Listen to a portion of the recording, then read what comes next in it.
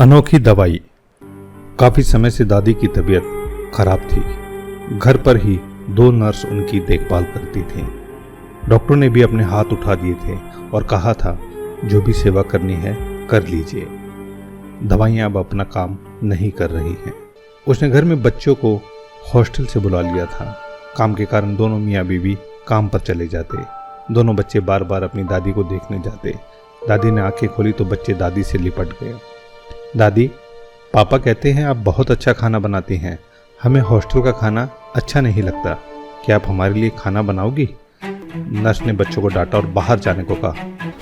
अचानक से दादी उठी और नर्स पर बरस पड़ी। आप जाओ यहाँ से। मेरे बच्चों को डांटने का हक किसने दिया है?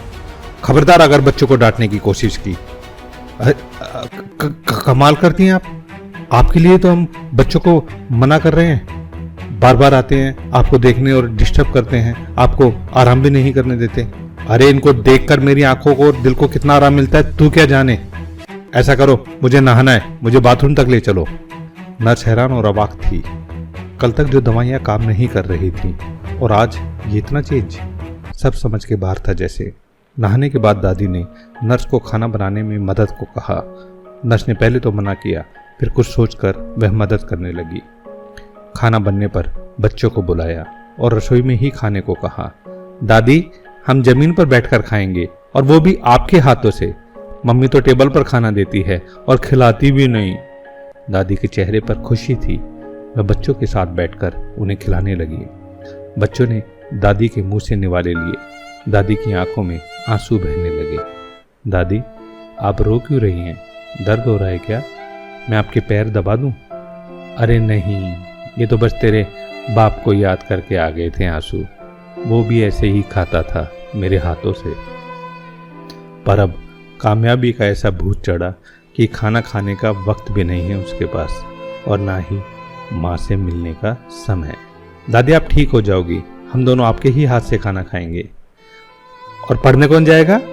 तेरी माँ रहने देगी क्या तुमको? दादी, अब हम कभी नहीं जाएंगे, यहीं रहकर पढ़ेंगे। दादी ने बच्चों को सीने से लगा लिया। नर्स ने इस इलाज को कभी पढ़ा ही नहीं था जीवन में। अनोखी दवाई थी यह, अपनों का साथ हिल मिलकर रहने की। दादी ने नर्स से कहा, आज के डॉक्टर और नर्स क्या जाने कि भारत के लोग 100 साल तक निरोगी कैसे रहते थे। छोटा सा गांव, सुविधा कोई नहीं, हर घर में गाय, खेत में के काम, कुएं से पानी लाना, मसाले कूटना, अनाज दलना, दही बिलोना, मक्खन निकालना, एक घर में कम से कम 20 से 25 लोगों का खाना बनाना, कपड़े धोना, कोई मिक्सी नहीं, ना ही वॉशिंग मशीन या कुकर। फिर भी जीवन में कोई रोग नहीं, मरते दिन तक चश्मे नहीं और दांत भी सलामत।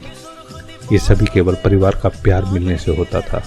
नर्स तो ये सुनकर हैरान रह गई और दादी दूसरे दिन ठीक हो गई।